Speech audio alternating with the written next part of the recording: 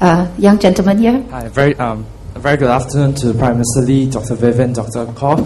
I'm Kwan Ting Yao, and I was a Generation Ambassador, but now serving my national service. So the question basically is a very hot topic. Income inequality has been talked about in the parliamentary debates, and even in China. Chinese Premier Wen Jiabao has highlighted in his annual policy speech that even in China, income inequality is a problem that has to be addressed, and China is a country with an even higher Gini coefficient than our country. And my point is that the administration has done a lot in terms of introducing programs to help the poor and to help those who really need it. For example, you have the workforce,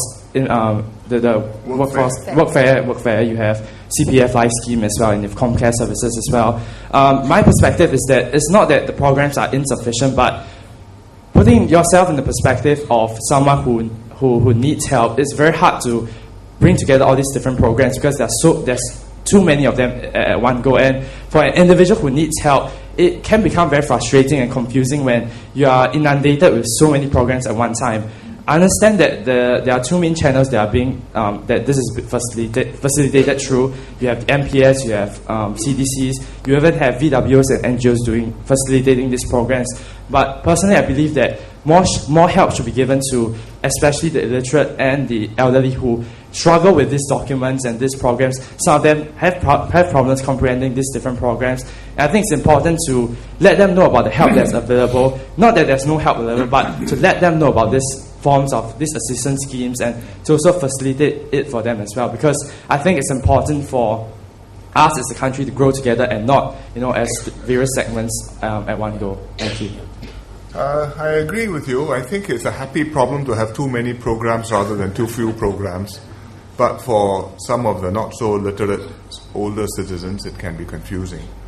And we do make a considerable effort to reach out to them to help hold their hands and walk them through these issues.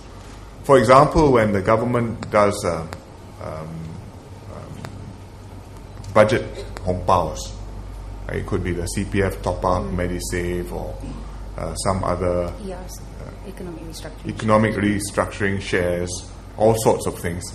In fact, sometimes we ourselves can't remember all the names. But they're all good things, and sometimes we require the residents, the citizens, to sign and to say, yes, I am participating, so that we can confirm that there is, at least there's an exchange. It's not just manna from heaven. You put your hands out and then something good arrives. And it is not easy to reach 100% of those who need this help. So the grassroots leaders in all of the constituencies, and I think the VWOs too, make a tremendous effort to go and reach out to each home, to knock on the door, to say hello, to explain to them, to help them to fill up the forms. And if they really, really can't even afford their share of the contribution which is necessary, sometimes we even help them to pay for their share. So this sort of thing we will do. And we are doing. I think we can do more. I think the more important point in the overall income inequality question is not just measuring top to bottom how wide the gap is, but just looking at the lower end of Singaporeans, how we can make them better off.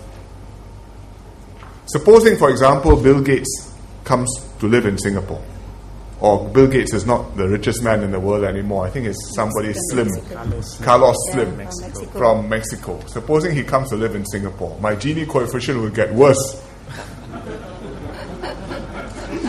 But I think Singapore will be better.